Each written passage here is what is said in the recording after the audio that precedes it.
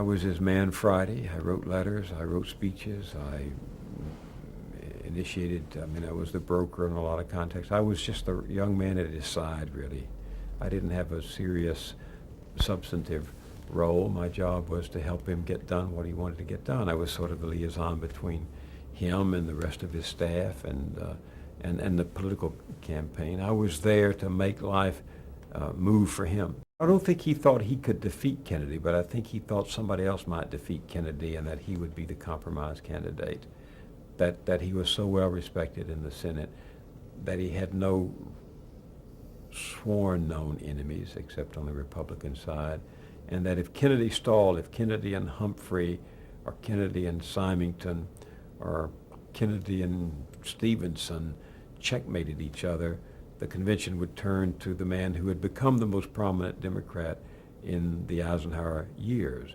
As Majority Leader, Lyndon Johnson was the force and the figure and the personality who kept the Democrats more or less together in opposition to and collaboration with this very popular president. During the convention of 1960, I slept in the Johnson's suite. I slept in the big bathroom off the foyer. And it was I who opened the door to let John F. Kennedy in when he came early that morning to offer the vice presidency to LBJ. He had this aura of celebrity around him. He had this aura of somebody on his way. I'd read his book. I read his book, Profiles in Courage, which touched me a great deal. I liked it a lot. He was young. He wasn't that much older than I was. In 1960, I was 26, and he was 30-something, 39 or 40. And so there was a generational connection there. And I thought he was a serious and spirited man. I didn't even think about whether he would be elected president. It just I wasn't that prophetic. I was a jack of all trades, but I traveled with LBJ, and my main job was the liaison between the traveling Kennedy plane and the traveling Johnson plane, between Kennedy's staff and my staff. And so the so-called Irish Mafia and I learned to interpret for each other, and they could speak Texan and I could speak Irish, and we bonded.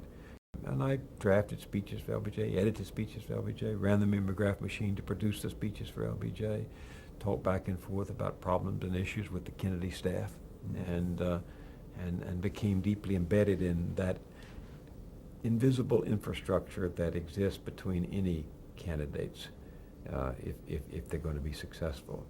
And that, of course, was the triggering factor in my not going back to teach, we took work on my PhD, which I wanted to do. I had vowed to do it.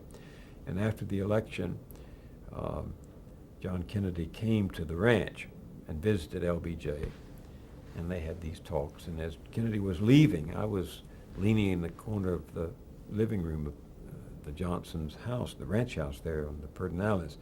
And I saw Kennedy going down the long walk of his Texas house outside, and he suddenly turned. He remembered something.